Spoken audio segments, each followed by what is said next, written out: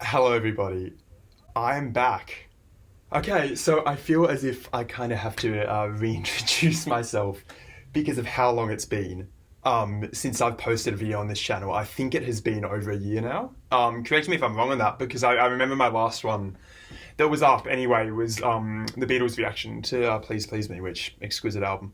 And I filmed another one, I think, for Minutemen, Double Nickels on the Dime, I think it's called.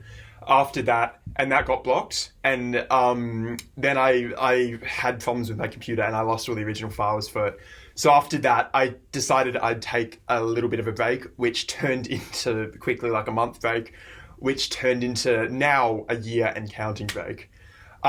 Which correlated very much, I think, because like last time I was doing videos on the channel, we were in lockdown in Australia. I had nothing better to do, and this was one of my escapes. And it was a really fun escape, but at the same time, here's the thing about filming these reactions. They're very, I'm not, I'm going on a total tangent here, way disparate from how I was originally going to start this video, but who cares? I'm getting back in the swing of it, it's fine. These videos are very taxing to make. It is like the filming sessions for these are pretty much 2 hours to sometimes even 3 hours undivided because I cut out a lot of my ranting between tracks, during tracks, because I talk so much. Once I listen to a new song, I have so many thoughts on it and my brain goes faster than my mouth and my vocal cords can handle. And so it ends up being like these 10-minute rants between songs. And it's tiring. It's really tiring to make. And it got to a point last year, where I started to sort of lose my enjoyment of filming these videos, which was sort of sad to an extent because when I started this channel, these were so fun to do. And then after a while, trying to film one every 2 days or something, it got really tiring. Decided to take a break, and it correlated, with when we were out of lockdown, I could finally go out, meet friends, do things, go to concerts, etc., etc., etc. And yeah, that break just sprawled out into this monolithic year-long gap between videos on this channel. And then recently, I was I was missing this. I remember how fun this was at its best. Filming these videos, putting them on YouTube. I've never had, here's the thing with me as a YouTuber, I'm not a natural born YouTuber. I've never had a profit motive at all to do these videos, and I've never really cared about view counts, etc. This whole thing just started as a way for me to I listened to a lot of classic albums, why don't I do them and film my reactions to them? And I have a different reacting style to a lot of YouTubers on this platform, and I was like, if people want to watch it, fantastic. If not, they can watch whatever. And probably because of that, and because I'm not the best at self-promo or anything, I didn't really get that much of a following early on, but I had a little bit, and people started enjoying my videos, and I really enjoy giving that to them. And I love interacting with, people who have different thoughts on these albums, many of which are their favourites of all time.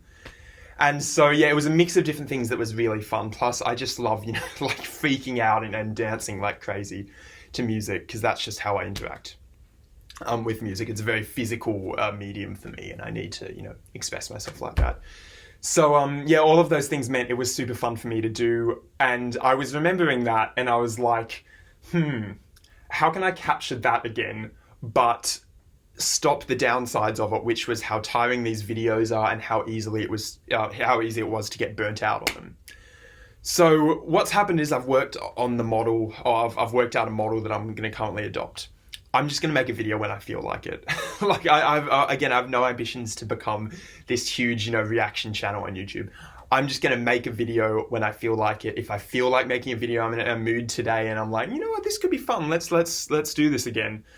I'll make one. It could be a couple days gap in between videos. It could be weeks. I'm not going to have a consistent schedule at all.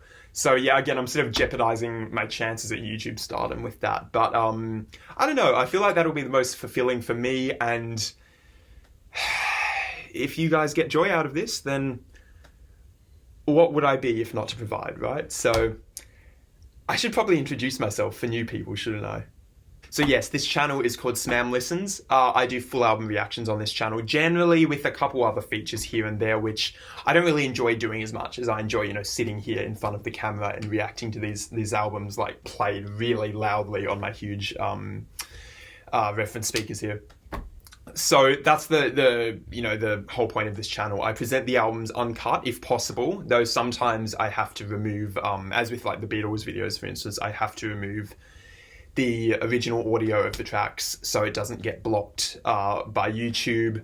And if it does, I just remove the audio and tell you to like press play, which is really cringe, but like at the beginning of each track, like press play, and you can sort of see me, you know, reacting more or less live to it.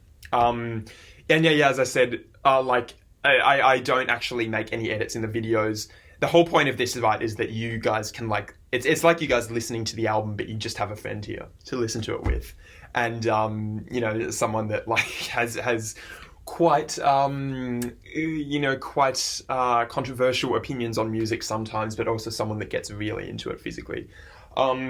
If you haven't seen this channel before, I like to think I react quite differently to a lot of YouTubers. I never mask my opinions. So I'll never say that something is good when I don't think it's good, or that I like something when I actually don't like it.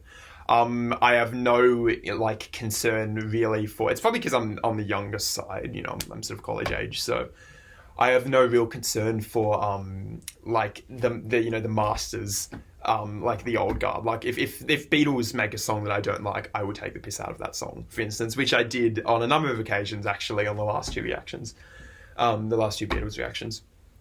And I am also much more animated than a lot of other reaction YouTubers. I've really wanted for the longest time to work out a way so I can like stand up and actually dance during these reactions, but in lieu of that, I'm in a chair and I'll be just going nuts, especially if it's a more animated album, obviously. I'll be going nuts and just expressing myself. And yeah, I think that's sort of that's what sets this channel apart, in my opinion. And yeah, I'm Sam. I live in Sydney. If this is your first time watching the channel, welcome. If you're somehow a returning viewer, awesome. Hello again. We're getting back into it. This is going to be so fun. And for the first video back from the long hiatus, we're going to return to a classic, a mainstay of this channel, a way that I've discovered so many incredible albums in the past. The random album series. So what I do in this series is I have this it's a MU chord chart, you know, 4chan, the music board. I have an MU chord chart full of you know, classic albums, iconic albums, as well as albums that are less known, but they're generally, you know, really well critically acclaimed albums from all genres. You know, you have metal in there, you have hip hop in there, you have electronic, you have rock, etc. Like it goes on. You can see the chart in a sec. And I use a random number generator to pick a random album from that chart, or rather I should say a random row on that chart, and then within that a random album. Again, the album could be any genre. So I am pretty open to most genres, and I've reacted to like technical thrash metal on this channel before, and I've reacted to like these really sort of, in one case, this really primitive, just acoustic guitar led album that's just like 20-minute long acoustic guitar pieces. And I got a kick out of both of them. So I'll take anything. This channel isn't really focused in one particular area. And I don't know, I kind of like that. I kind of like the variety of it, and I like the uncertainty of what I'm going to get next. So let's just dive straight into it. Okay, so as you can tell by my different t-shirt and different hair and different background and different everything, it is a different day. My recording software was playing up, so I was like, at a certain point, fuck it, and I just went to put it off for another day, and that day is today, and we are doing exactly the same thing. So what do we got here? We got the full chart. We got 35 rows of music from all different genres, as you can see. Obviously top two done, because those are all like hardcore classic essentials. And yeah, I'll be listening to something random from this chart. God, what do I want today? God, you know, I could take anything, honestly. I have no preference. I wouldn't mind listening to one of these essentials. Maybe like, I don't, God, that, Deathconsciousness has been on my list for a long time, so that'd be cool to hear. Maybe some cool electronic album, like a house album of some sort, would be really nice. But honestly, you know, as always, I would take anything for the first video back on this channel. So without further ado, let's do this. We got the random number generator up here.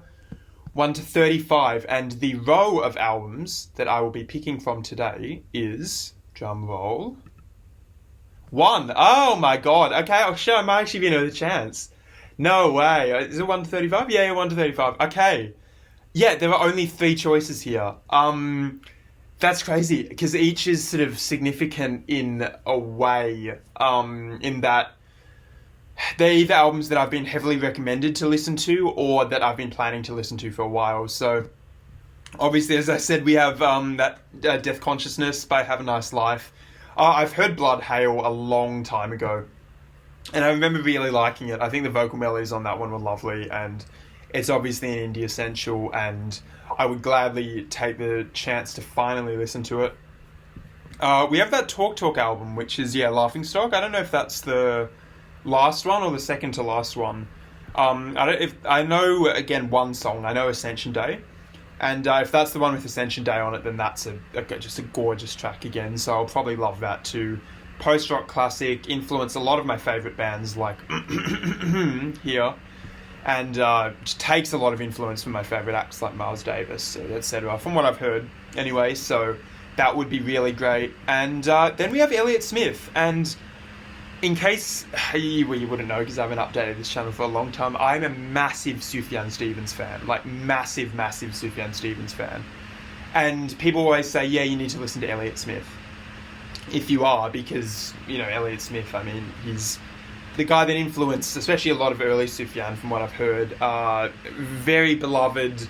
Some people are hardcore into him, like, people are hardcore into Sufjan Stevens, like me.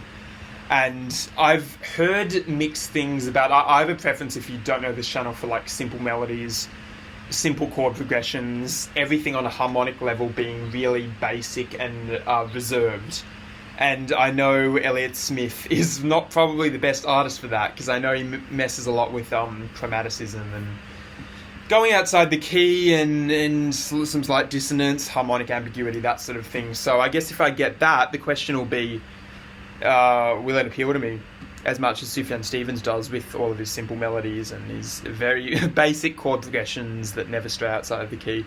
As you can see, I've listened to everything else here, so I won't stop and comment on everything. But, God, yeah, we have 3 choices here, and they're all really high-profile choices. And I will gladly take any of them. So, for once, we're doing a very small number here. We're doing 1 to 3, and the album that I will be listening to today is... We're listening to it, boys. We're listening to Deathconsciousness. Oh my god, finally. Okay. As I've said, I know this album is a total just essential in terms of like internet music communities, especially like post-punk gothic rock communities.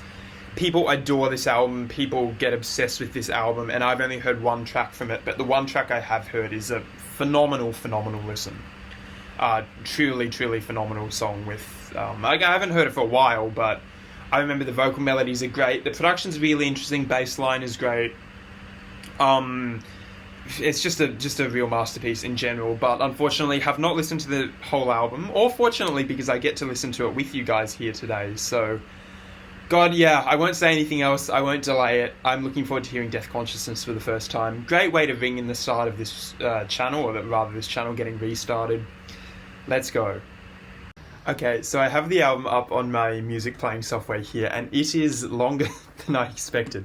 Because the longest album I think I've reacted to on this channel is probably like... I guess that Sweet Trip album, which was like 71, 72 minutes long. Longest that hasn't been blocked anyway.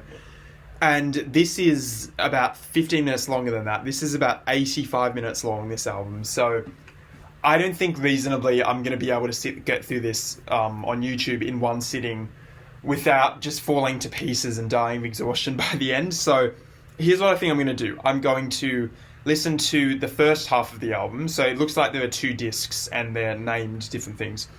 I'm going to listen to the first half of the album, take a break, and then in a part 2, which should be up in hopefully not too long at all, you'll get the part 2 of the album and I'll finish it out. So I'm going to listen to it in 2 sittings. Partially for my benefit and partially for you guys so that you don't have to sit through this one huge 4-hour video or however long it would end up taking. But yeah, so I do have the album up here, and As I said, I'm going to listen from tracks 1 to 7. So it says on Wikipedia, which I just googled, it's in 2 parts. It's called the first part of the album is called "The Plough That Broke the Plains," and the second half is called "The Future." Very suggestive titles. The first one's very cryptic, though. I don't know exactly what that could mean. I don't know if this is a concept album or rock opera at all. I know none of this stuff. I know pretty much nothing about this album, except for Bloodhail, and except for the fact that some of the titles are really, really funny. Like, Holy Fucking Shit 40,000 is an all-time great title. Quick one for the Eternal Worm Devours Connecticut, which is our first track, is a really great title. Also, the album cover's phenomenal. Death of Murat, Jacques-Louis David. One of my favourites of all time. Check out the full original unedited painting if you get a chance. It's really, really gorgeous. Very Caravaggio-like. But I won't... I'll save you the rants on visual art because I could go on about that pretty much all day. So, God, what am I looking for from this album? I'm looking for really good melodies like Bloodhail has. I'm guessing the production will be a bit abrasive because that's one thing I did notice about Bloodhail. It is quite... how should I put this? It's very blown out, quite harsh, especially the drums on that song are really harsh. So that's what I'm expecting. I mean, I'm a sucker for really smooth production, so obviously if I could have it my way, I'd have things done a little bit smoother, but it's fine, and Bloodhail is still a phenomenal song, and I'm hoping the rest of this, at least this first half of the album, which I'm listening to today, is also full of phenomenal songs. If they're the quality of their song titles, then we have a really great album on our hands. I'm just expecting some post-punk, some post-rock, some gothic rock, dark wave sort of bangers going on here is what I'm really hoping for. So let's see if we get that today. We got quite a few long songs here. We got the closer is 11 minutes long, so we got that to look forward to later, but we start with the first track, which, as I said before, is a quick one before the Eternal Worm Devours Connecticut. This is 7 minutes 52 long, so a really, really meaty track to start off the album. I hope it kicks things off with a punch. I hope we get some great melodies or great rhythms, other interesting music ideas that really appeal to me. This is fantastic to kick off the channel again. Great album to start with, great song, hopefully, to start with. Let's get into it. I may need to adjust the volume, but if I don't, this is a quick one before the Eternal Worm Devours Connecticut. Track 1. Let's go. Don't jump scare me, please. Please. Okay, there you go. Smooth start.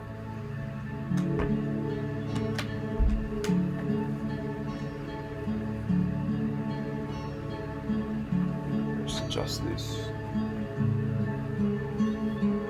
Okay, I didn't expect acoustic to start the album. But... Ugh! That very dissonant chord, I don't like that. It's like a tritone or something.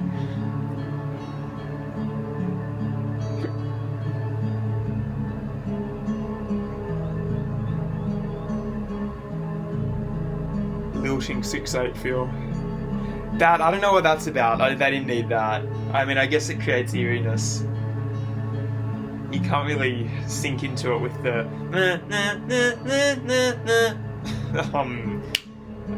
dissonant sort of thing going on there. Ready? Ugh! Yuck. Would be beautiful without that bit.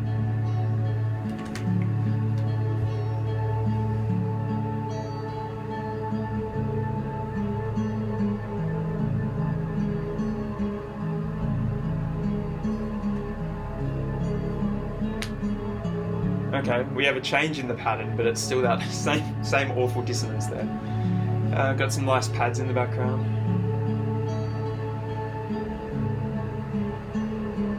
But even the chord in the synthesizers is slightly eerie. It's a bit off kilter. I wonder if we're going into a big, heavy drop here. Because that's the vibe what I'm getting from the strange dissonance.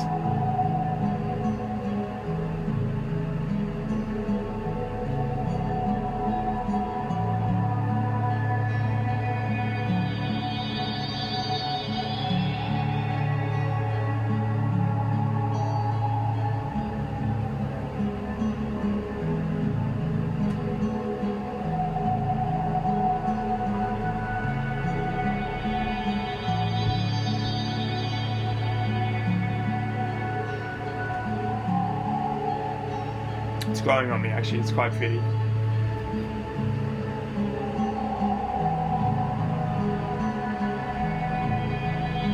And I like that, the swirling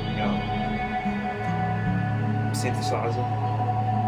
Can you guys hear me okay? I'm guessing you can, hopefully.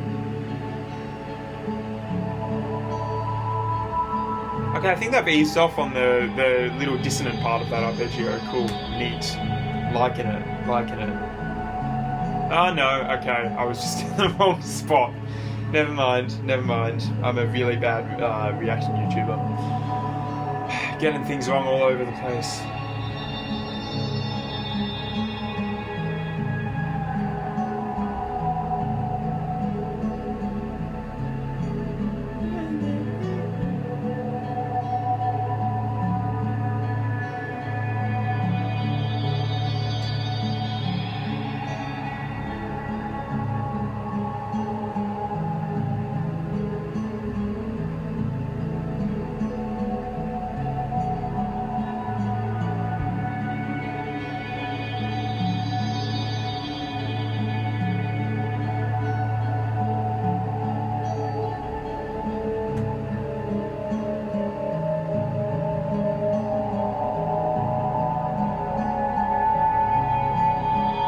Liking the repetition though. Another thing to know about me is I love repetition. My favourite musical trope, definitely by far. By far. Loops, there's nothing better than them.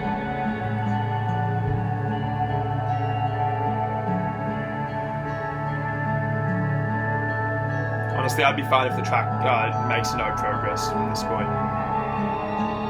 That's how hardcore a repetition stan I am.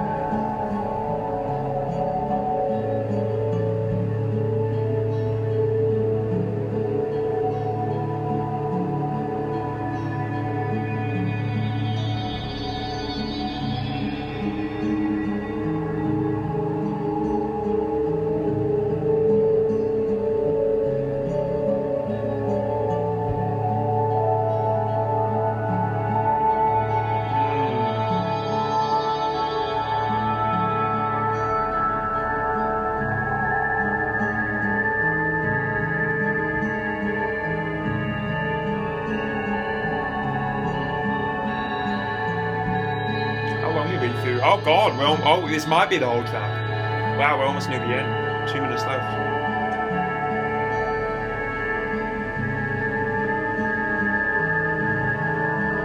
That's out of the key, whatever that note is.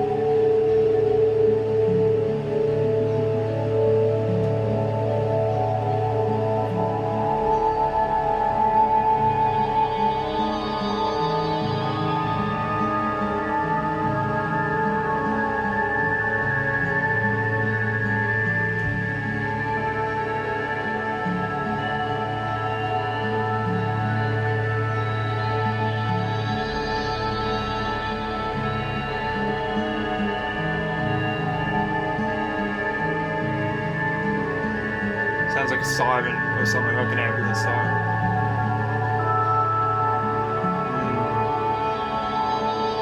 So I'm not commenting much. This is very much a zone out track, this one.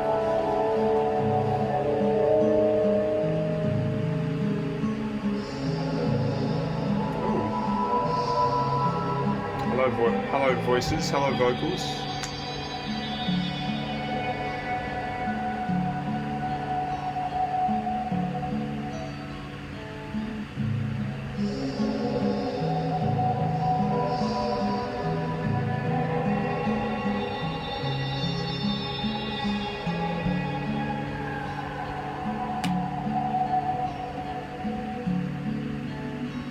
My laptop freaky out here, so just fix that. There you go.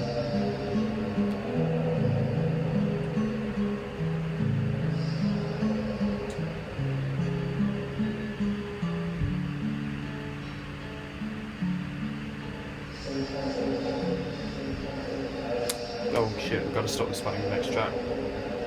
Because I know it will autoplay, which it never used to do before on my old reactions, but they've updated it, so...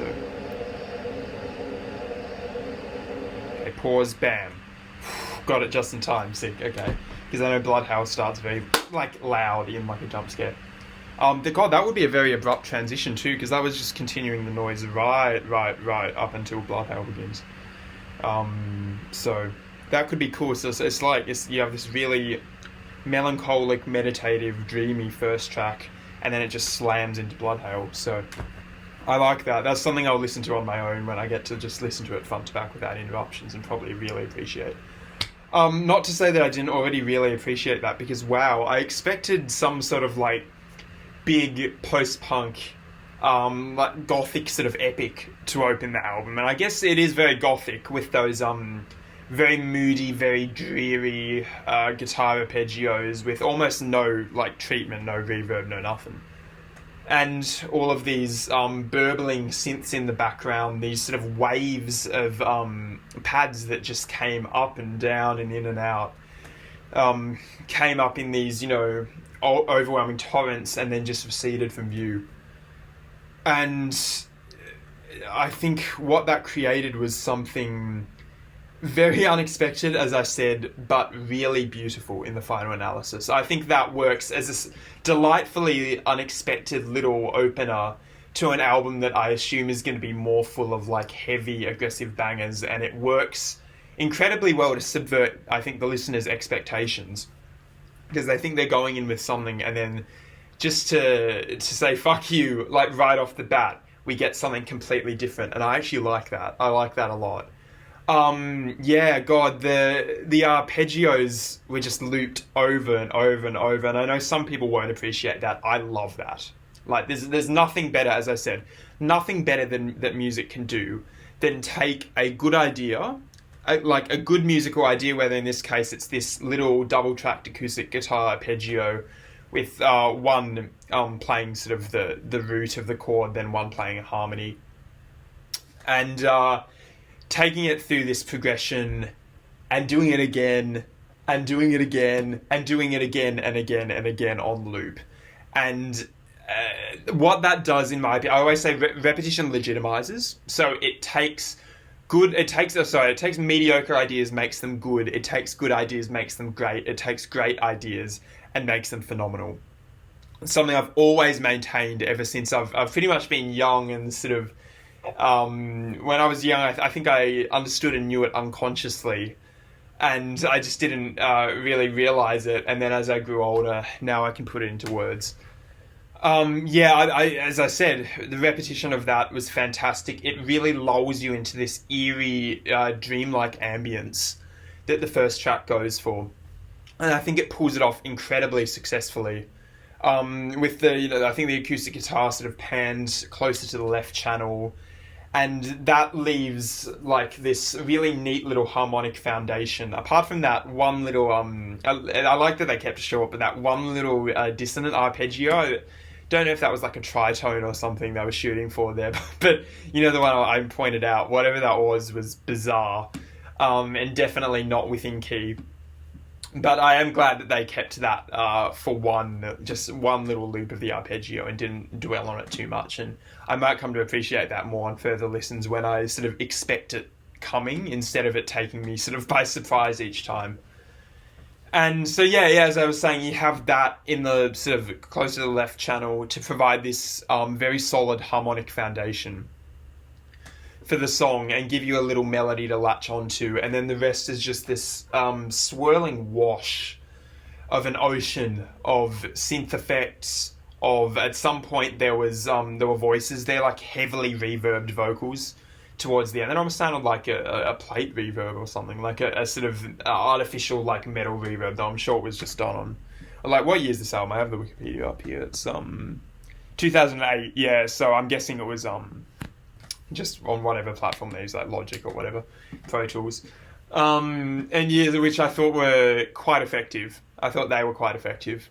They were only there right at the end, and I couldn't make out what they were saying, but I think they were quite effective to sort of create this this soundscape that feels once removed from humanity, if you know what I mean. Like, it feels sort of, there's like this sort of uncanny valley to that whole song that feels like there is some sort of human core in there, but there's also a whole lot of eeriness. There's a shit ton of eeriness in that song between the, as I said, all the synths, the chords that the synths were playing. There was almost nothing that went for like just simple tonic chords. There was always like something funky added in. Same with the acoustic guitar line.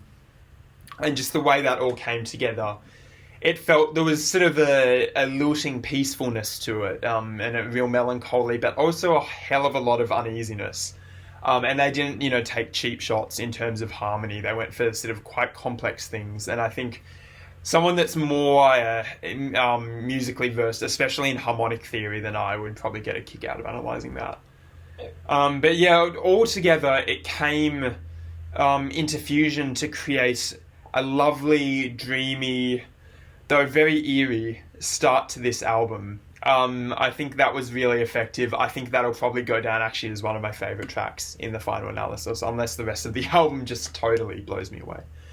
And yeah, I have a lot of faith in the album with that starting it off. It wasn't what I expected, but I think it was better for that, to be honest. Okay, so we're moving on to the second track. Legendary song in online music communities. A song, as I've said before, I already know. Haven't listened to it for a while and only listened to it in full like a few times, but in that sort of few listens, it's already stuck to me like glue, and I can recall that chorus clear as day as when I listened to it probably last like 2 or 3 years ago, when I listened to it and said, no, I'll put this aside for when I finally listened to Deathconsciousness in full. Well, today's that day, my friends. Today's that day. So I finally get to experience Bloodhail loud on these speakers with you guys in all its glory. I can tell you already and save you, you know, the criticism and say that this is a beautiful song. Like, it's a really fucking gorgeous song. So let's experience it together. This is track 2. It's called Bloodhail. Let's go. Will it be loud? It'll jump scare me. Oh well. Yeah.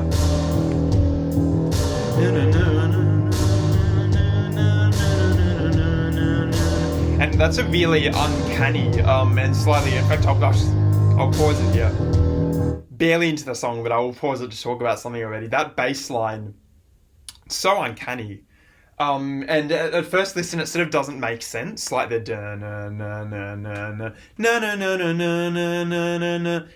that harmonic movement doesn't make sense. But as you listen to the song more, it burrows its way deep into your soul, and you eventually come to really appreciate it. And now I think the track wouldn't be the same without it.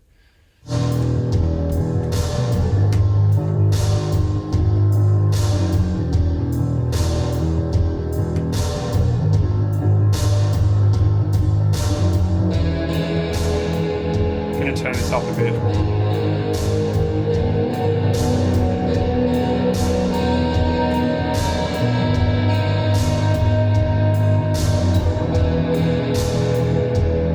Drum production, as I said before, is very, I think this is a drum machine, most likely. It sounds like it. Hi-hats are too static. Very abrasive though.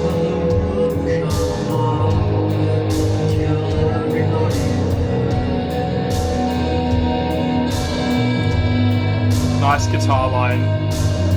So atmospheric, so misty and foggy.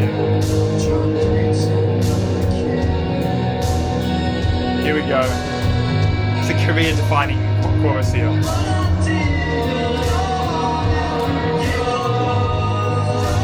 I actually don't know the lyrics. I actually don't know the lyrics except for the last line, but the melody is so iconic. It lasts as long as it possibly can.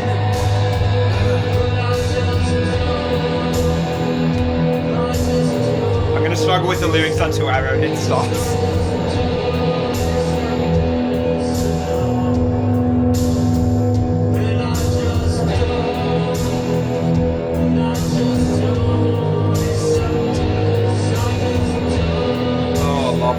Lovely song.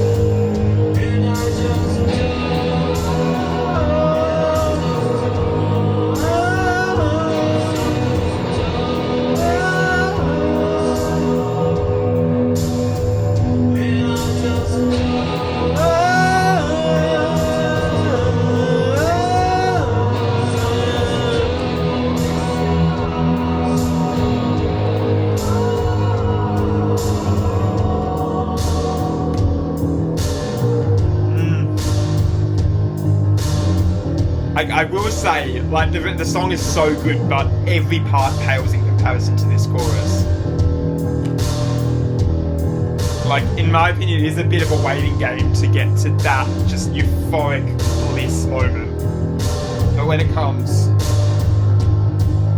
it's amazing.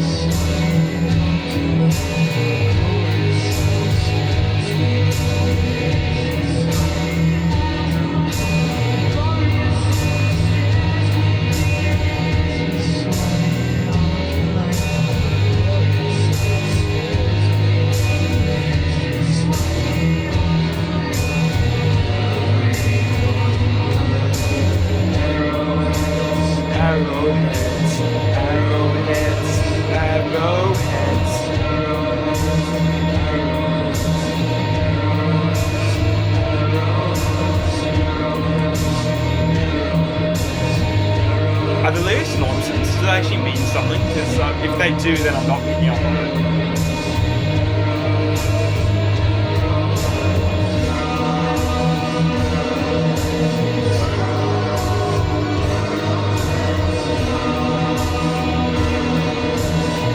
Is that a synth? It's a very subtle synth, I think. I didn't notice that before.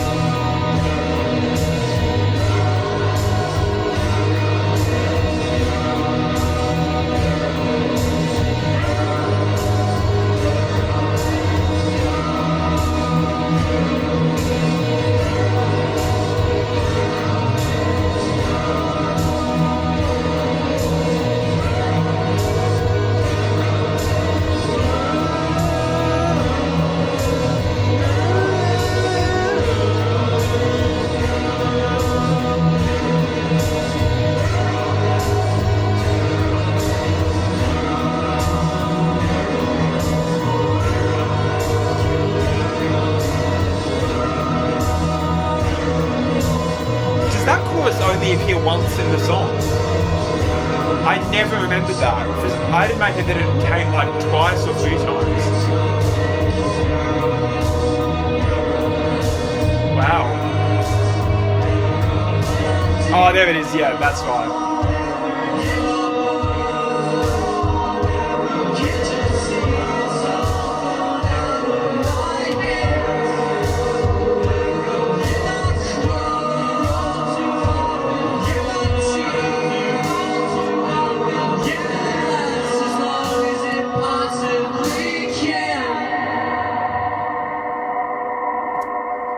Pause it before it plays the next track. Oh my god. Brilliant song, but can we just talk about that chorus melody? Holy shit. I actually thought it appeared more than once. Sorry, more than twice. I thought it was like a constant mainstay, especially of the first half of the song before the Arrowheads bit came in. I didn't realise it was only like right at the beginning you get the that bit. I didn't realise you only had that once at the beginning of the song, then sort of some wandering verses, then arrowheads, and then in the outro you get it one more time. Because I guess that shows, to the credit of the song, just how like iconic and instantly recognisable and instantly hooky that melody is. For a band that seems to, dabble a lot in very experimental music, a lot of post-punk, a lot of, like post-rock, gothic rock, experimental rock. It's a testament to their songwriting skills, honestly, that they're able to create such an instantly just classic melody like that. That chorus is one of the most beautiful choruses, one of the best songwriting achievements I think I've heard by any songwriter, and I'm literally not exaggerating at all in terms of like all-time greatest choruses, not just in rock music, in music, full stop. In terms of all-time greatest choruses, that has to be up there. It has to be up there, and honestly, 99% of songs aren't even close to that. Just the oh god, I don't know what makes it so good. Just that sudden jump from the na na na na na. It's just so good. I think it's all pentatonic. Correct me if I'm wrong, but that's probably why it's so pleasing to my ear in part, because I do love me some pentatonic melodies, and that sounds about as simple and as sort of superficially pleasing as you can possibly get. But that works for me so well. And even in the last little bit where it's like, and it lasts as long as it possibly can. Oh, that's so good. Just the amount of pathos in the way that that's sung. And I don't even know what the lyrics about. I have no clue. What the lyrics are about. I have no clue what this album is about. But yeah, when I hear that, I'm like, yeah, it fucking does last as long as it possibly can. Like, I break down. It's so beautiful. Even though I have absolutely no clue what they're singing about. God. Yeah, I could talk about that. Just incredible chorus. The singer has amazing range, and it sounds really organic and not really actually that strained in the upper register like it does in my horrible version of that upper register. So yeah, the singer is I don't know his name, but the singer is absolutely perfect for it. And yeah, as I said, I could talk all day about that chorus. And frankly, with Bloodhail, that's like the most iconic part of it for me. The rest is really good. Like I said, I talked about that bass line is so good. So good. It doesn't really hit how good it is on first listen, and then a few more listens, a bit more familiarity with it, gets you eventually. It eventually burrows its way deep in here, deep in your heart, and you fall for it. Again, the drums as well, iconic production. Not something you would expect. It's very abrasive. If you take that into like Bob Ludwig's studio or like a Rick Rubin's studio, he'd take that and say, what is this shit? And then immediately ruin it by making it smooth again. But in this case, I do think the charm is kind of integral to the way those drums sound. The ultra sort of blown out, redlining, crunchy, crackled, distorted kicks and snares there. It adds sort of this real, like, crushing, just endless forward propulsion to the song. And this real overwhelming, suffocating vibe that I don't think any other style of drum production could possibly conjure up in quite the same way. Guitars are great. They create this, especially with all of the reverb and the delay on them, creates such a late night, foggy, misty vibe in some like Norwegian countryside somewhere where, you know, you're afraid of getting hunted down by wolves and you're running to a farmhouse, and you're terrified for your life. And there's that sort of very Nordic feeling, almost like it almost sounds like something, those sort of guitar melodies and just the guitar tone sounds very Nordic. Sounds like sort of Scandinavian black metal or something in tone. And yeah, as I said, it fills out the mix with these lovely tones, creates an atmosphere which you'll never hear in another song, especially combined with those drums and that bass. And so yeah, I'll say nothing bad about the guitar. It just sounds great. The vocal melodies, other than the chorus, are a little bit, they're neither here nor there. I'd say, no, maybe not that, but they're, I think, forgettable compared to the chorus, and they don't quite, achieve the same sort of brilliance as that chorus does. But they pad out the song nice. Like, there's nothing in that vocal melody, like in the Arrowheads bit or the sort of the other verses before that really put me off at all. They're sort of there. Like, they don't stick out as much, but they are there and they fill their function, and they're not abrasive to me, and they fit fine.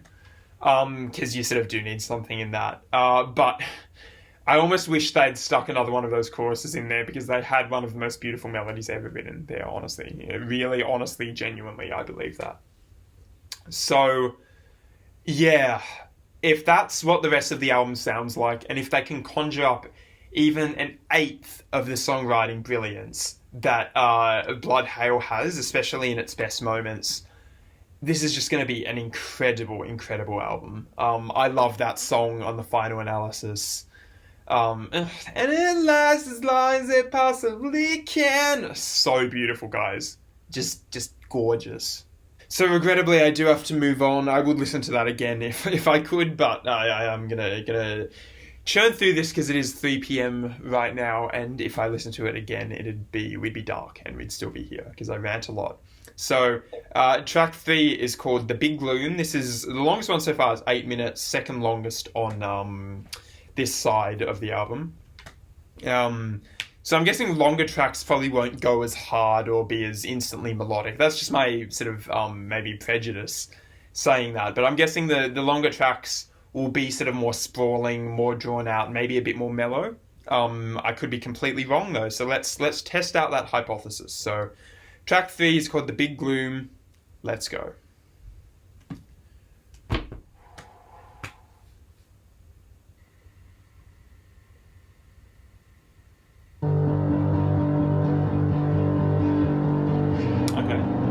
So it's kind of going hard already, so my hypothesis could be wrong. We'll see. Okay, that's quite a simple progression. It's just bass, heavily distorted bass, I think.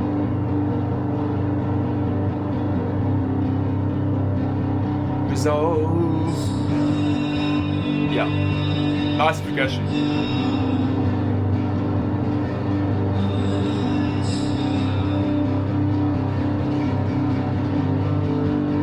Oh, maybe that's not bass, that might be guitar. Or both, I don't know.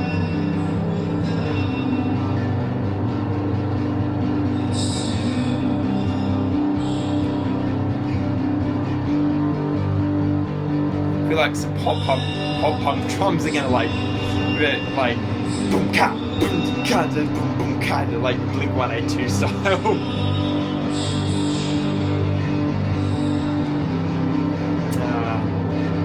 Yeah, I like that progression, those chords.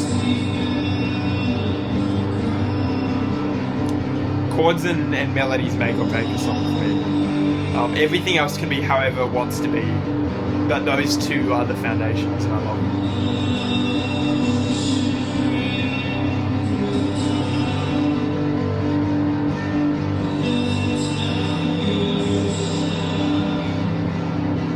So I'm just trying not to talk over the vocals because they're hard to make out.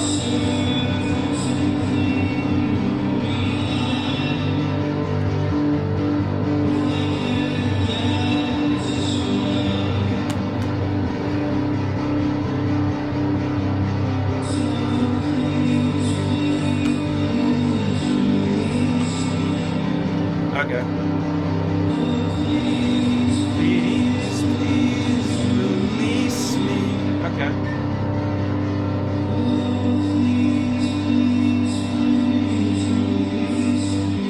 Nice.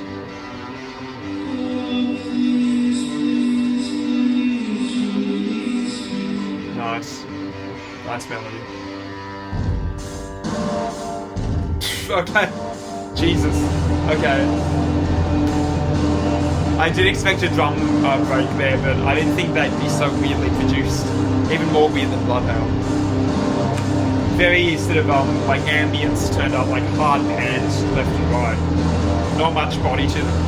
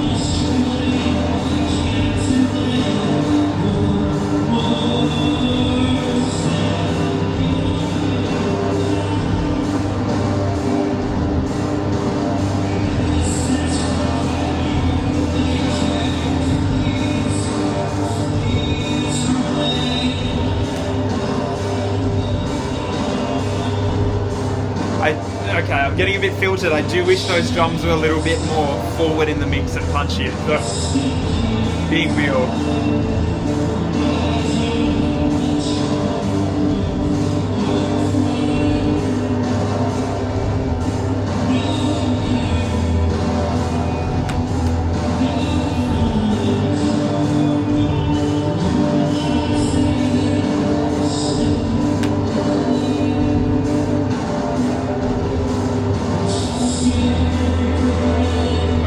Guitar, I think.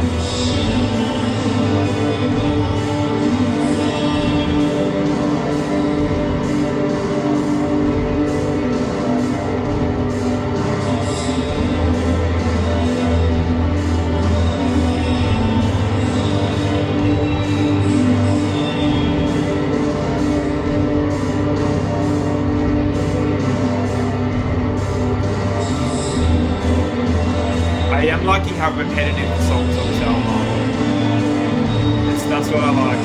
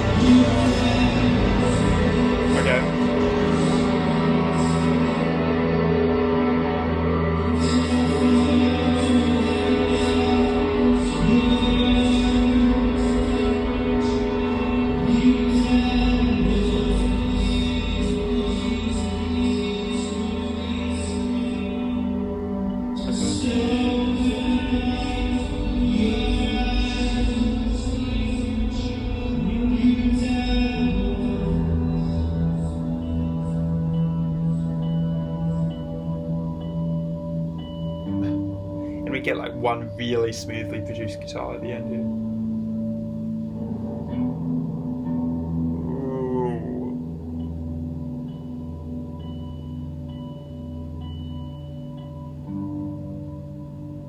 Love how you can hear what sounds like sort of just the amp, the dead noise, the static.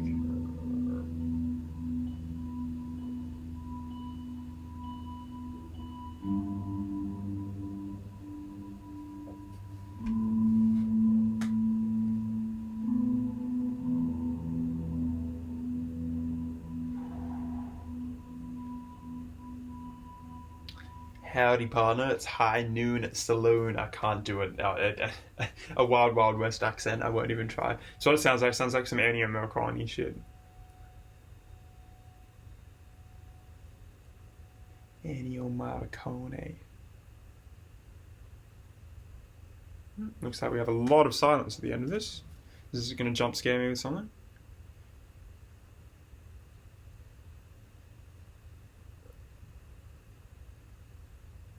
I'm keeping watch. We still have there's 5 seconds left in the song.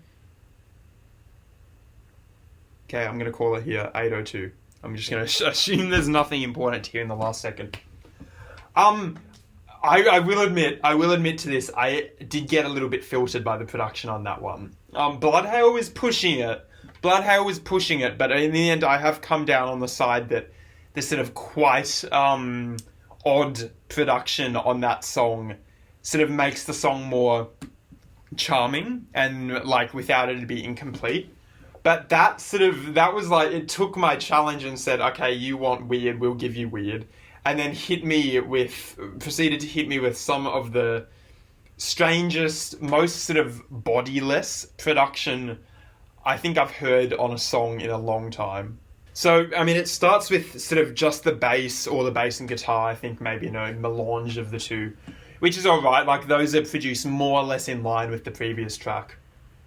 And I sort of don't expect anything more. Then you get the vocals, which are very much sent to the rear of the track, which that's the first sign that something weird's happening with the production. Quoted again in reverb like they were in the first track and to an extent Bloodhail as well. And as I said, during the track I sort of had to stop for a bit, like stop talking and just listen really intently because I was like, what's happening here? Well, like, what melody is it using? Because I couldn't work it out at first. Because to me, at first, it sounded like, I could hardly make out any of the lyrics. In fact, I could basically make out none of the lyrics apart from what I think was "Please, please, please release me" as the chorus. That was the last little melody there. The "Please release me." I did like that. That worked quite well. Or at least combined with sort of the bass and the guitar and everything that was going on from that end. The melody was a bit more indistinguishable, though, in the other bits of it. I don't know how much of that is the fault of the production or how much of that is the fault inherently of the melody. And, again, they seem to be really good at choruses. From the 2 songs I've heard, which makes me a big expert on Have a Nice Life, they seem to be really adept at choruses, but sometimes the verses, they sort of yada, yada, yada around a bit until they get to the big hook that they've written. Which, I mean, they're not the only band to do that. That's definitely not unique to them. Plenty of bands fall victim to that. On some tracks more than others. Maybe these tracks are the only 2 where that sort of effect comes into play, and that's fine. But the song would have been fine otherwise, were it not for sort of the drums, which had no body at all. Like Bloodhail, they were a bit weird.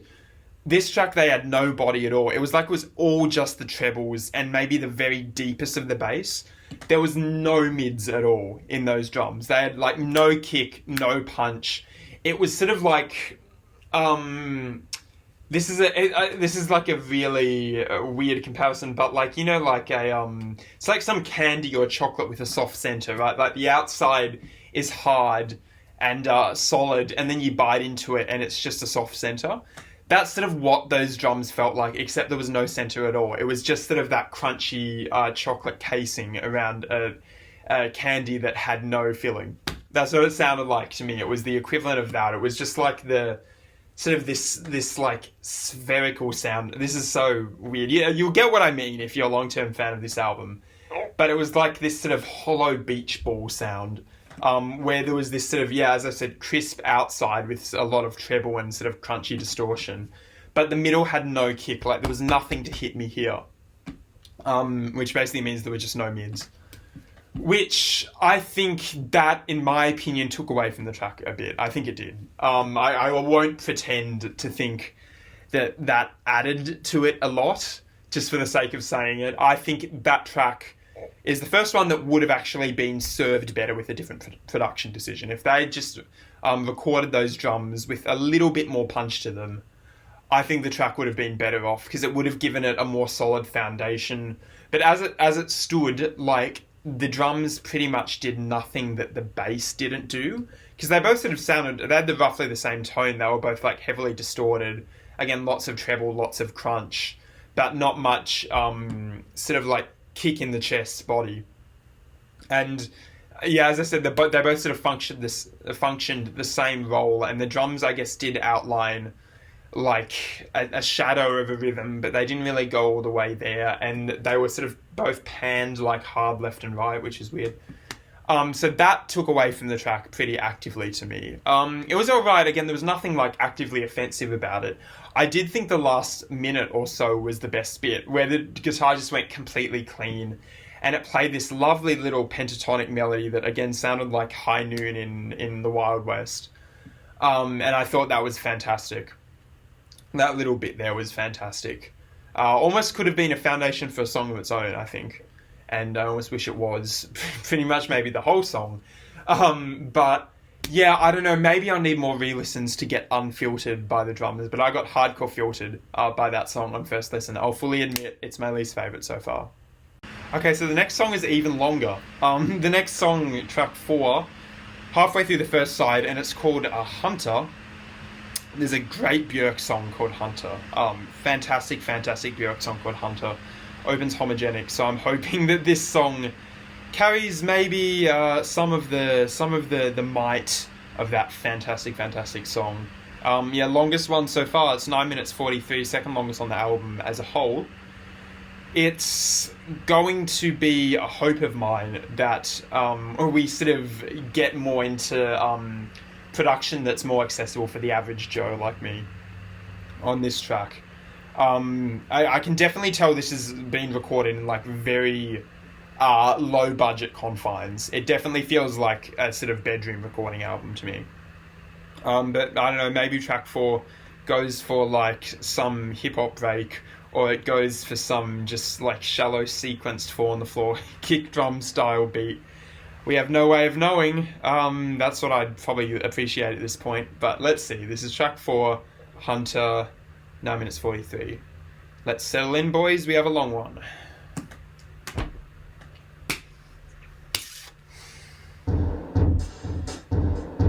Okay, same drum production. I see how it is. Bit punchier though.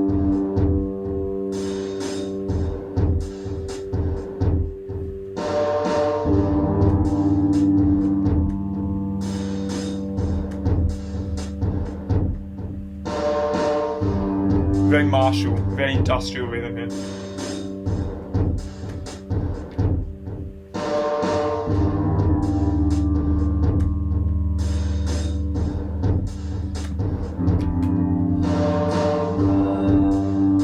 Nice bass, nice bass.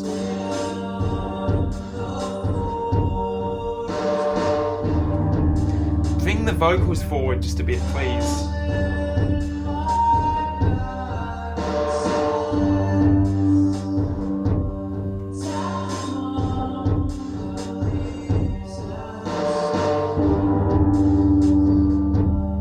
It's just hard to hear the vocal melodies because they're not in the forefront. It's annoying.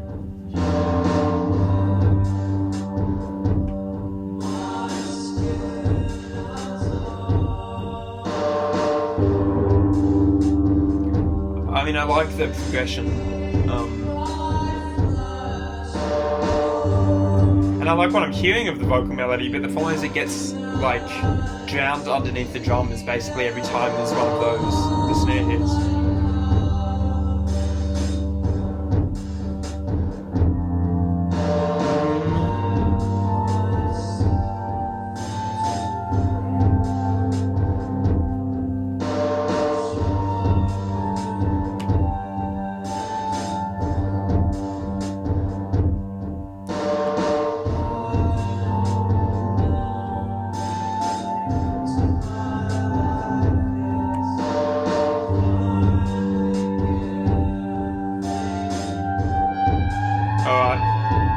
Drop.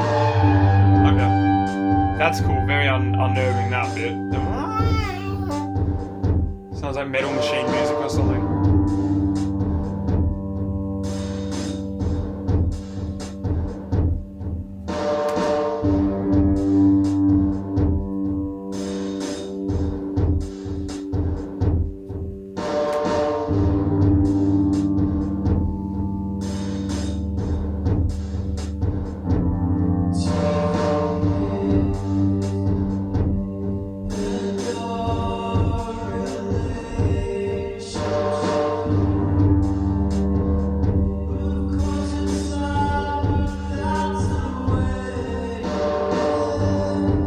Yeah, I'm liking what I'm hearing of the vocal melody. I just wish it was more. It's a bit louder now, which is good though. But I wish it was a bit more in my face.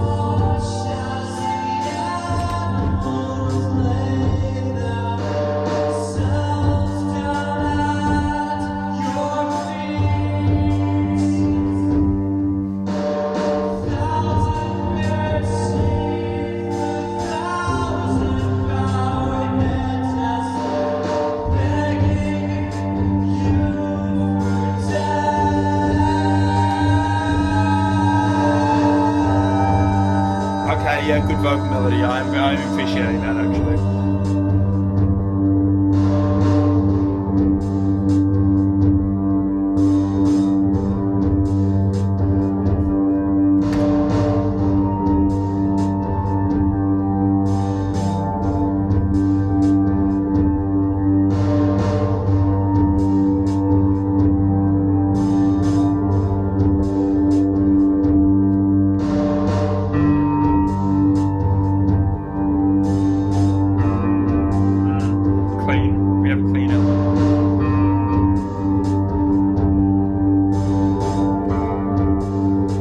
that bass guitar? Can't tell.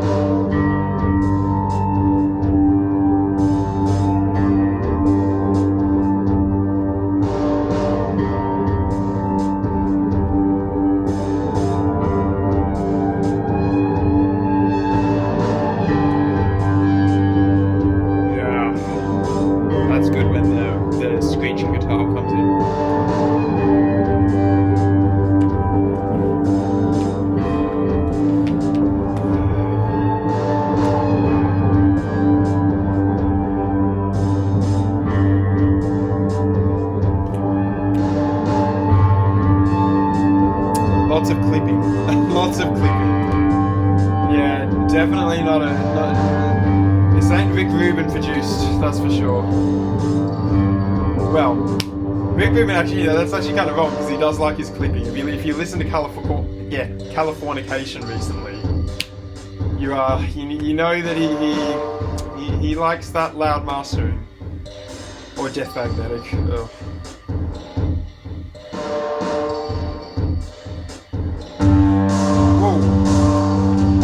Okay, I didn't expect that. I like that.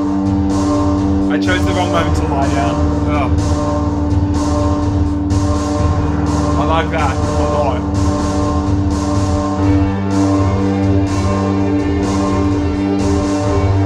Ah, yes, that's good. And the synths, yeah, good.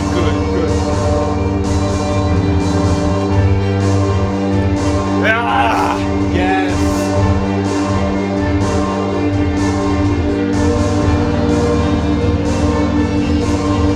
Yeah, that brought life back into this album, baby. Let's go.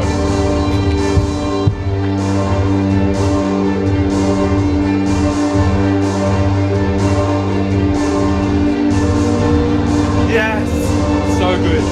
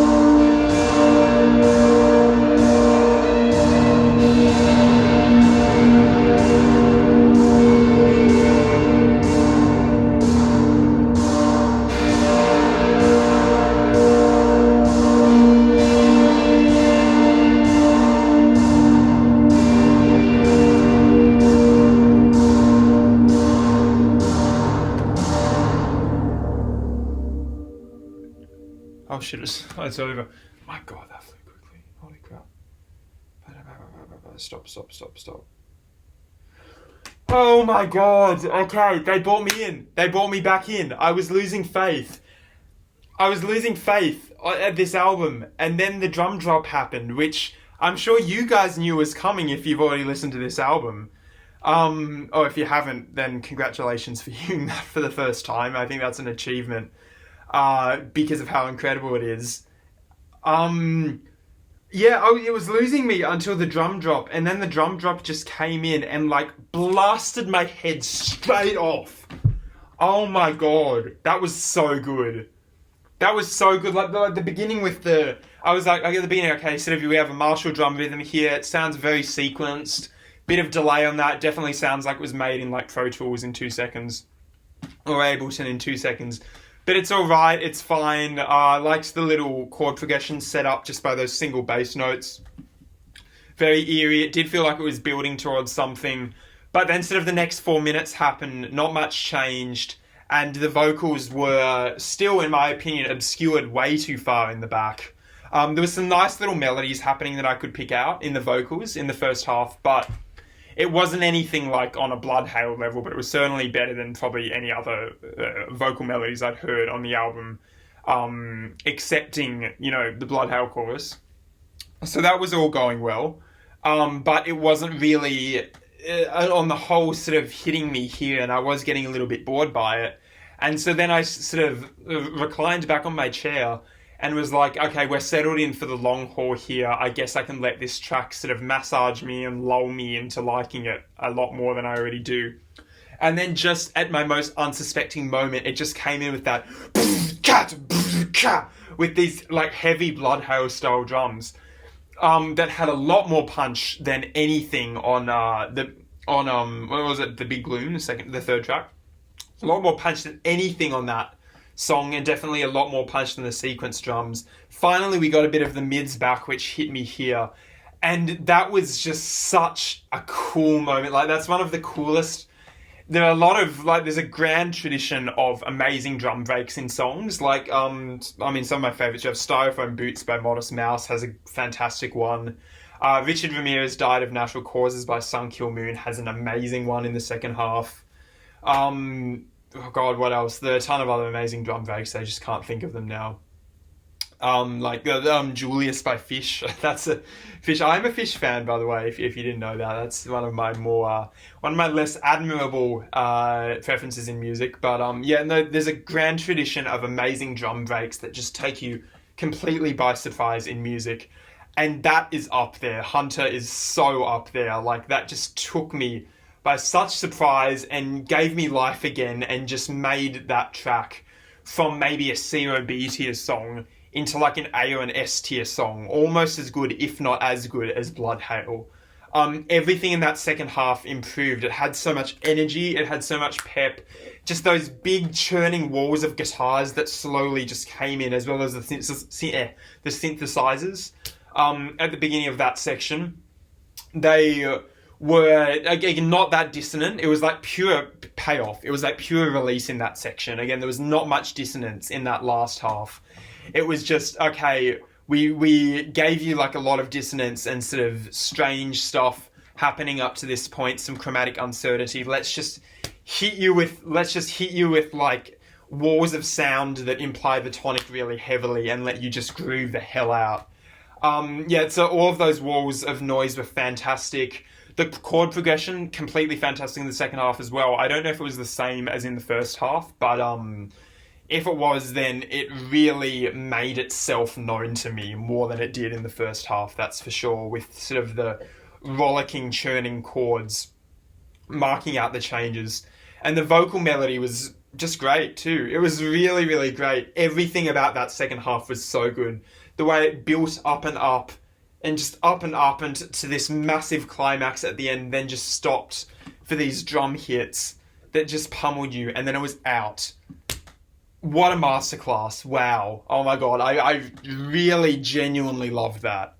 The first half not so much, and I maybe like an Impossible Soul by Sufjan Stevens situation where I sort of sit through the first half to get to the second half of the song.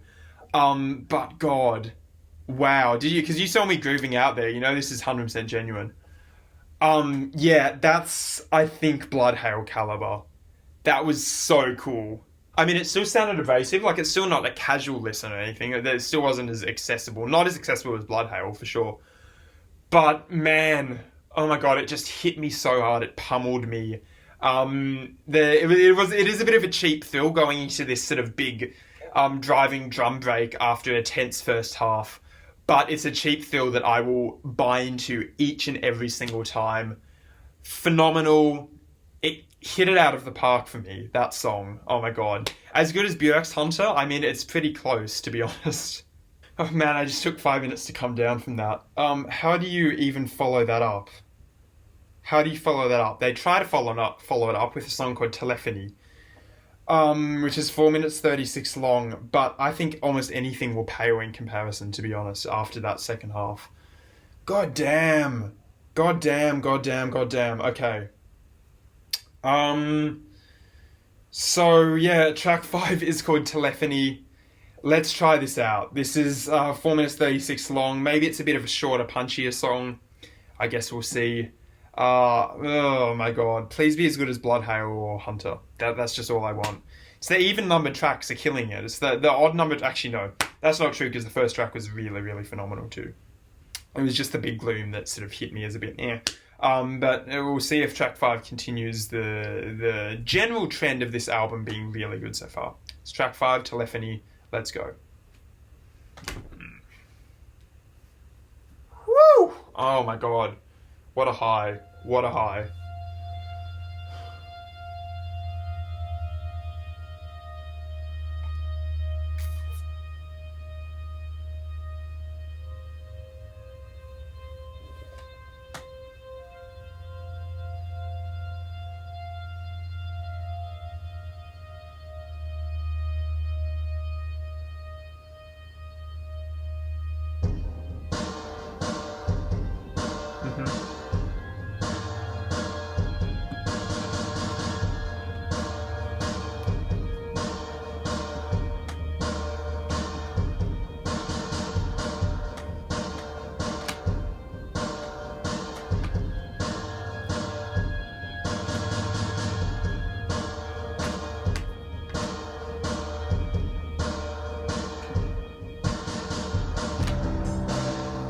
Quite quiet, very low in the mix.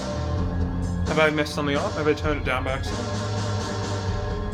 No, it's just like that.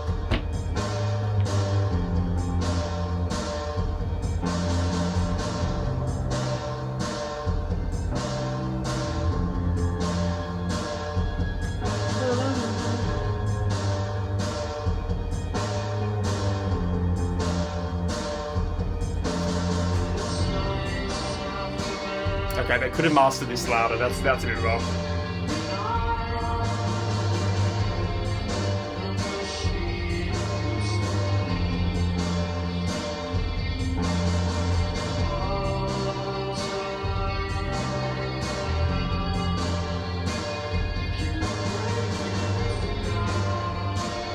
Is it the same singer just double tracked with the falsetto and then the just regular voice? I don't know.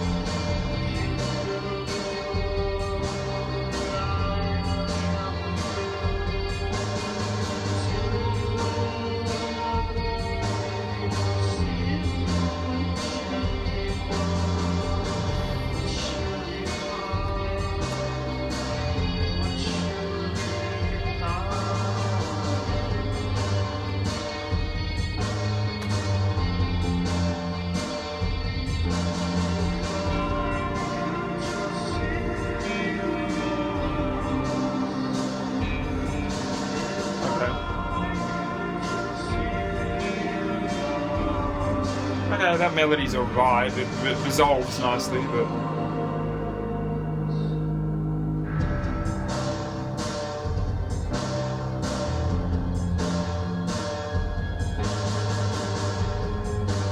Very bass-heavy album, isn't it? A lot of the melodic work is done by the bass.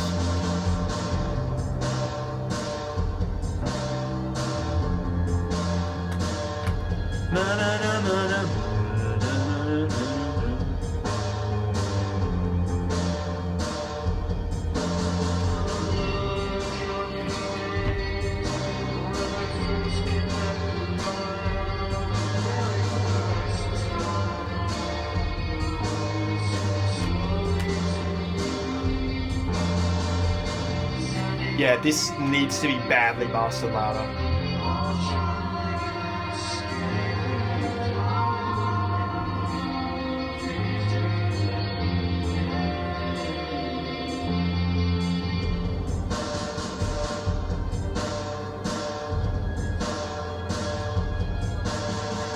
Not that any mastering happened. I have a feeling with this album that whatever came out of whatever software they used was just how it was. So doesn't feel like studio stuff.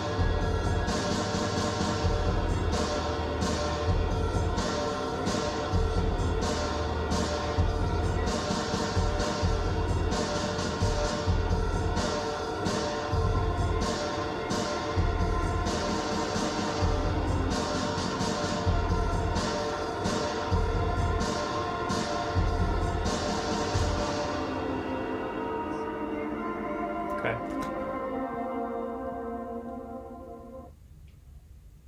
Oh, and it ends very abruptly. Let me just pause it here. Okay. I've almost forgotten every element of that track now that it's over, to be honest. That's quite harsh. But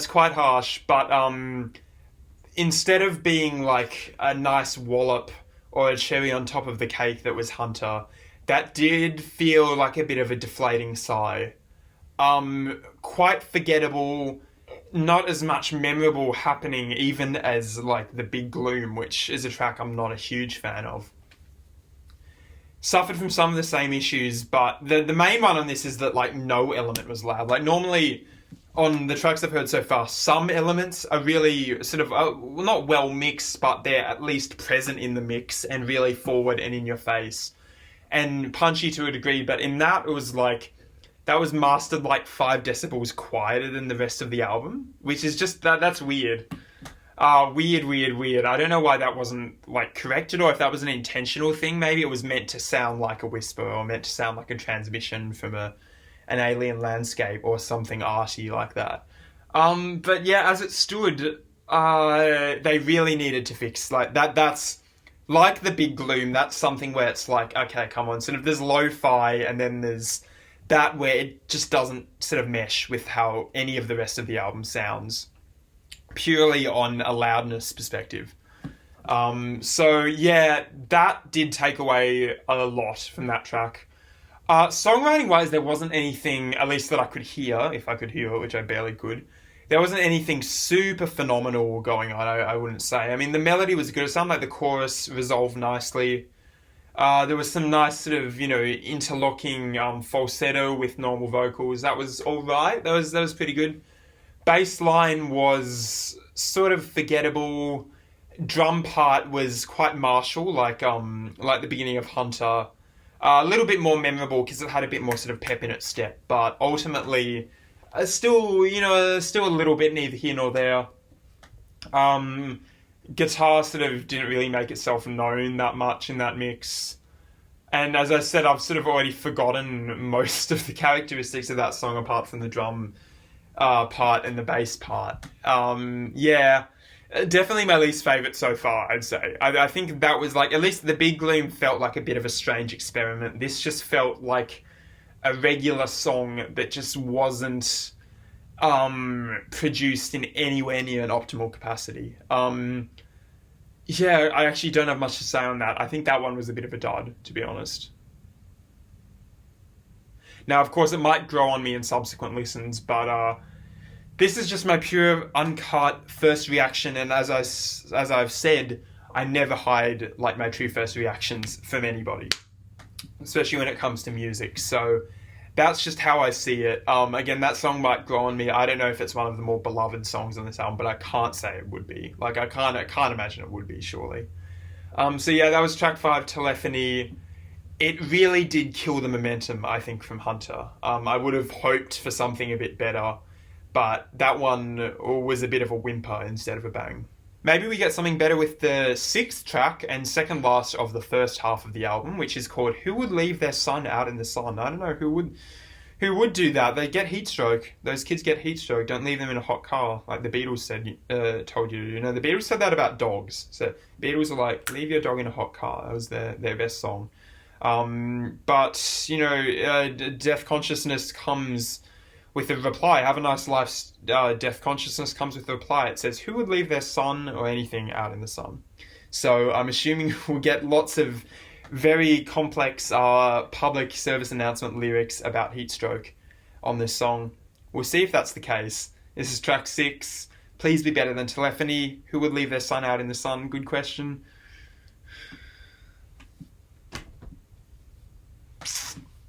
Come on, hit me with something good.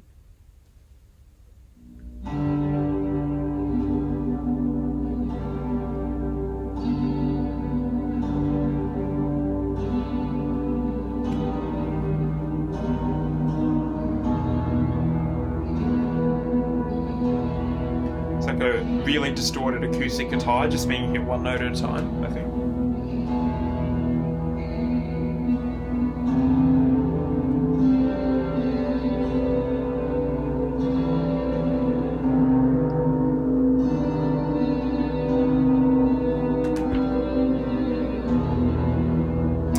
Gothic.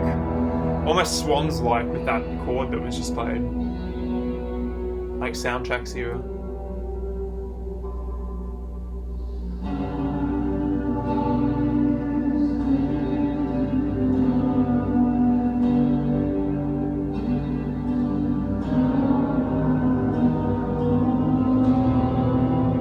Okay, quite eerie harmonic movement.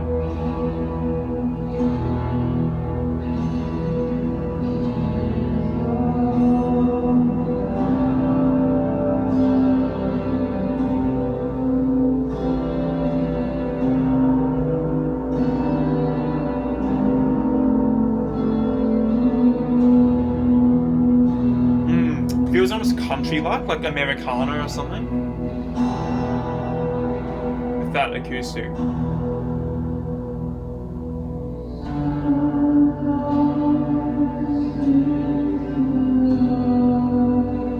Again, I can barely make out the vocals or the vocal melody.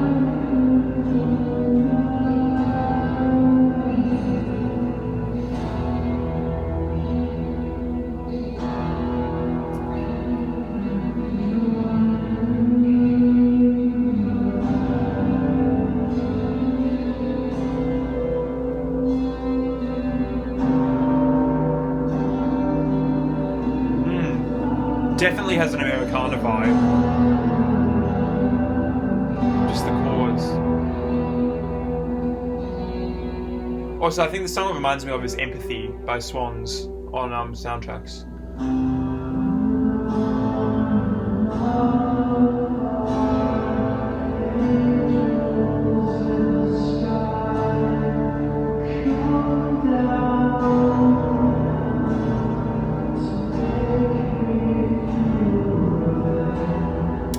That little make me feel nice resolution there.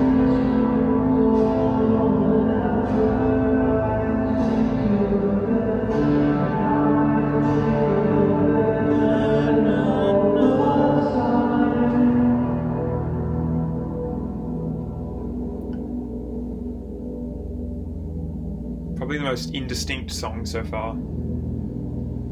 But altogether, altogether works better than Telefony though, I think.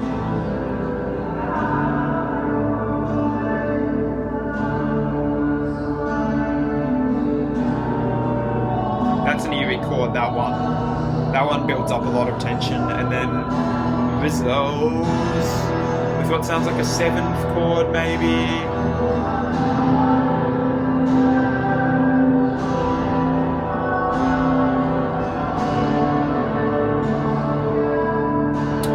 The tone of the guitar is very sparkly. Maybe it's like a 12 string or something.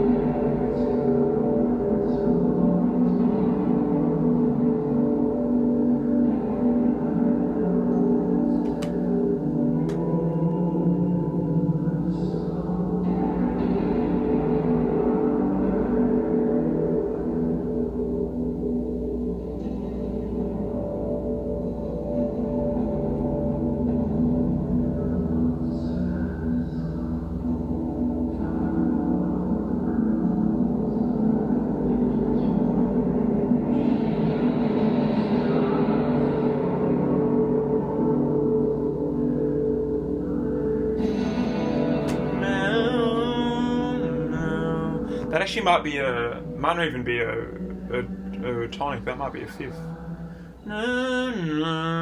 Yeah, I think it is. Okay, and there's the song, and I'll pause it before it hits me with something else. Please. Yeah, there, just got spoiled, just the beginning of the final track of this side. That was good. As I said, it was certainly the most indistinct track. There wasn't really... Didn't feel like there was that much in the way of super, super tight and coherent songwriting on that one. I mean, there were melodies, and there was structure, and there was a very vague tempo, but it sort of lacked that sort of tight coherence that, again, something like Bloodhail had, or even something like Telefony had, as mid as that song was. It did sort of have that tight feel. That very much didn't. That felt very spacey. It felt very loose. It felt almost chilled out, to be honest, in a way that we haven't really heard on this album since a quick one for the Eternal Worm, Devours, Connecticut. So there was that. Definitely had a big Americana vibe. I know there's that genre, I think it's called ambient Americana or whatever it is, that's starting to make the rounds a bit, getting a bit popular on the internet, on Rate Your Music, on sort of online communities, and it did very much have that feel to it with the, that spacey, reverb-drenched, sparkly guitar that could have almost sounded like a 12-string or whatever it was an acoustic steel string acoustic. That very much had that sort of like sort of almost raga-like, spacey, droney, midnight in the Death Valley feel to it. And I think it conjured that quite well, whether it was going for it or not. I think there were definitely little hints of, like that sort of, again, Ennio Morricone influence all over this album. I did comment on it during, like, I think the Big Gloom, and also on the first track.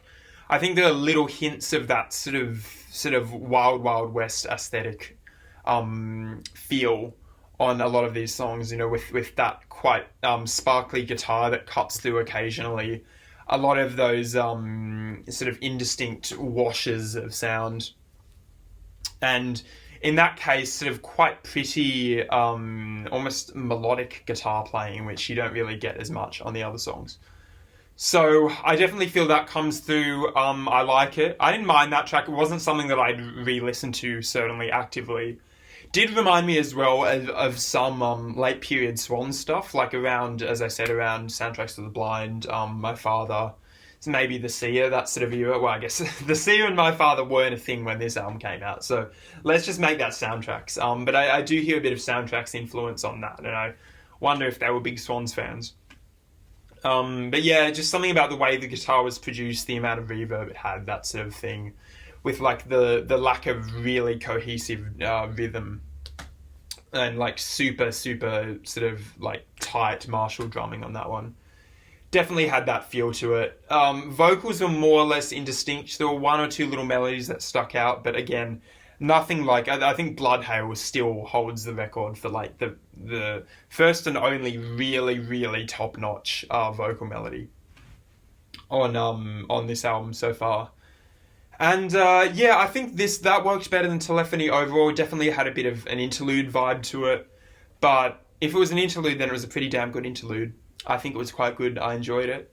Yeah, it's not re-listenable by any stretch of the imagination. But in the album context, I think it works to build things up to a little mini climax, which is what I think we're going to get here at the end of this first disc. So... speaking of the end of the first disc, what do we have? I'll tell you what we have. We have track 7, which is called There Is No Food. 4 minutes long exactly, so that makes it the shortest by a good 30 seconds on this side and second shortest on the album. So let's see if this packs the punch that maybe the last 2 tracks have been missing a little bit. Maybe it might be a bit tighter, a bit more cohesive songwriting-wise. Or it could be something that I'm not expecting at all. I mean, certainly Hunter really surprised me with that in that regard. So this ends off the first half of the album. Let's go. It's track 7, There Is No Food. Okay.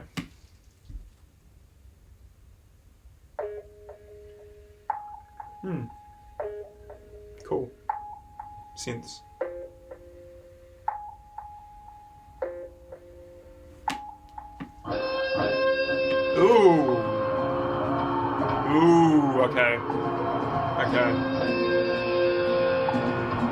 Nice.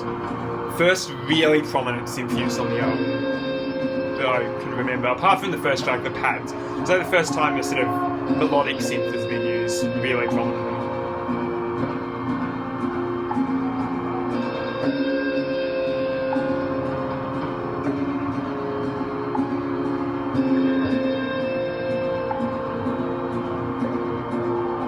I liked how that one little synth note was slightly out of time. It definitely feels, it's a very real homespun feel to it.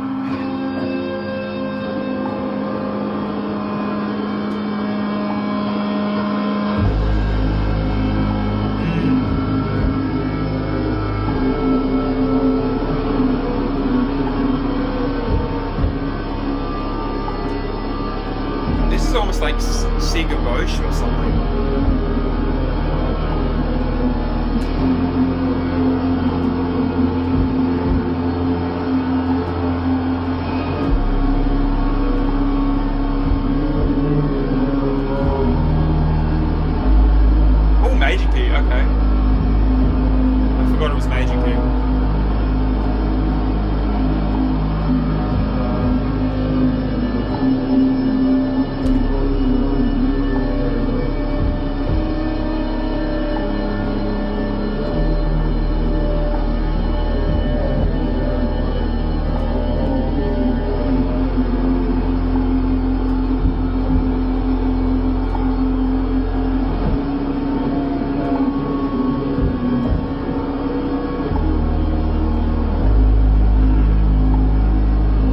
Very nicely.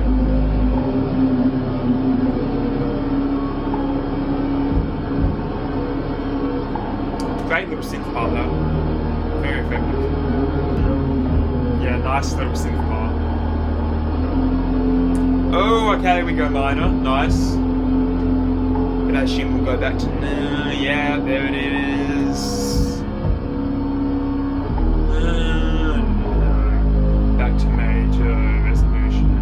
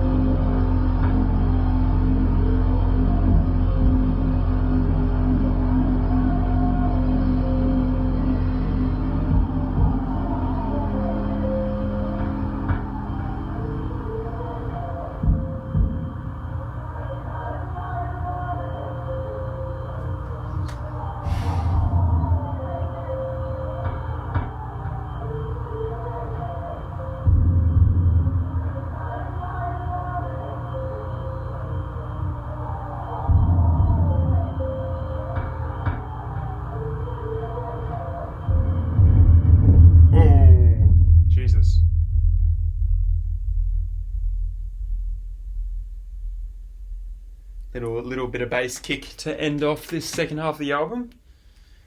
Let me just see if there ain't nothing left. Yep.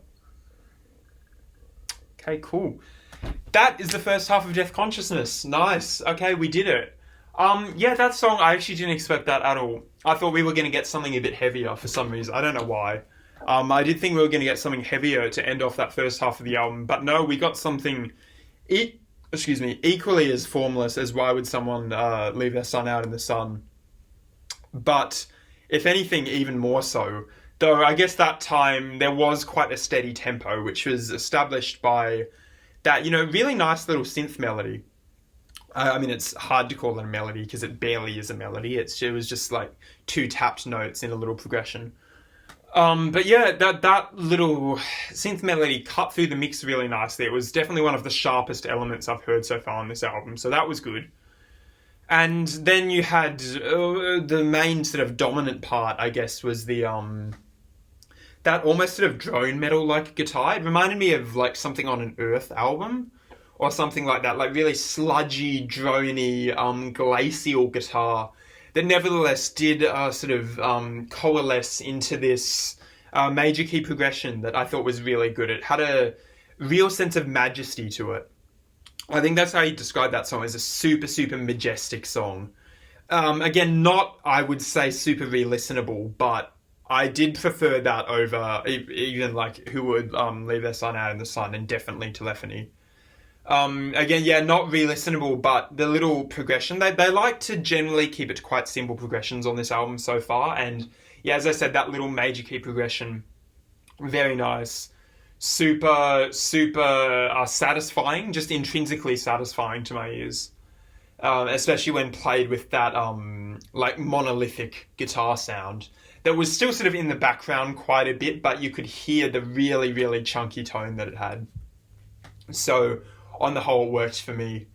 Yeah, I guess as like a little like fanfare-esque track to end the first half of the album, I think it worked. It definitely sort of had a sense of epicness, a sense of grandeur. Honestly, when you put it like that, like, I couldn't really ask for anything more. So, we're done with the first half of Deathconsciousness. So if I was going to continue doing this right now, I would only be halfway through, which is kind of scary, but have no fear for me and have no fear for you, so you don't have to sit through a really, really long video, because I will be returning with part 2, hopefully very soon. Next opportunity I can get. I'll hold off talking about sort of wider impressions about this album as much as I can, but I will drop a few now.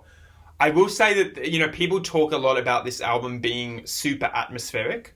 Like, people talk about the atmosphere of this album, and I get it on some tracks, but it does also feel, in my opinion, this is just my personal opinion, I do definitely get the vibe, and it's quite easy to tell that this album is just a few guys, like, messing around in their bedrooms or at home, and doing something with really limited technology.